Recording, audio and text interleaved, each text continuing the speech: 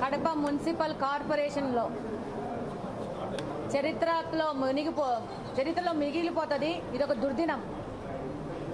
ఈరోజు absolute majority ఉన్న వైఎస్ఆర్సీపీకి సంబంధించిన మేయర్ గారు ఏ విధమైన చర్చ లేకుండా, అజెండాలో ఏ విధమైన పాయింట్స్ చదవకుండా, కార్పొరేటర్లకు ఏ విధమైన అవకాశం ఇవ్వకుండా,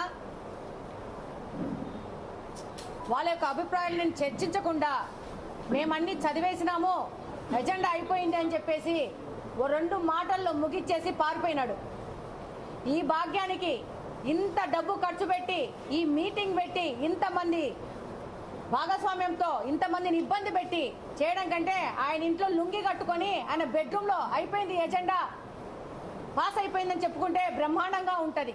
కనీసం ప్రజాధనమన్నా మనము దుర్వినియోగం కాకుండా కాపాడుకున్నట్టు అవుద్ది.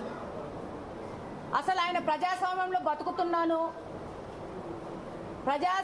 ప్రజాసేవకై వచ్చాను, ప్రజల కోసం పని చేయాలా అనే ఆలోచన లేకుండా ఒక నియంతలాగా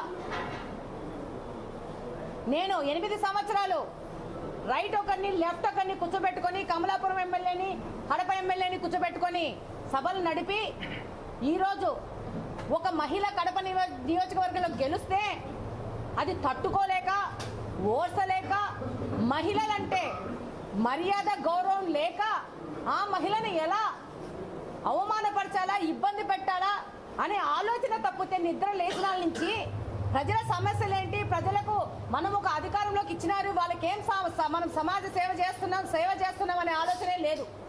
అవినీతి చేయడము, ఆయన కుటుంబ సభ్యులకి కార్పొరేషన్ సంబంధించిన వర్కులు కానీ ఆదాయ వనరులు కానీ కల్పించి ఈరోజు ఒక అవినీతి సామ్రాజ్యాన్ని ఏలుతున్నాడు గత 8 సంవత్సరాల నుంచి. ఈ 8 సంవత్సరాల నుంచి ఎవరు ప్రశ్నించలేదని కడప మున్సిపల్ కార్పొరేషన్ని తను అక్రమ మార్గంలో రాసి పెట్టుకున్నాను, రిజిస్ట్రేషన్ చేయించేసుకున్నాను, నా ఇష్టం వచ్చినట్టు ఈ కార్పొరేషన్ చేయొచ్చనే విధానంగా ఆయన వెళ్తున్నాడు.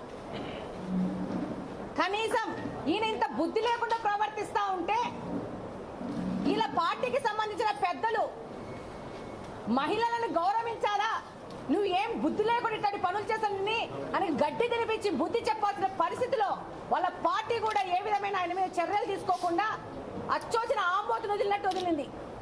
ఈరోజు మహిళల మీద దాడి చేస్తూ అదే మహిళల్ని సపోర్టు తీసుకొని వాళ్ళకి ఏమేమి లాభాపేక్షలు చెప్పినాడో మనకు తెలియదు.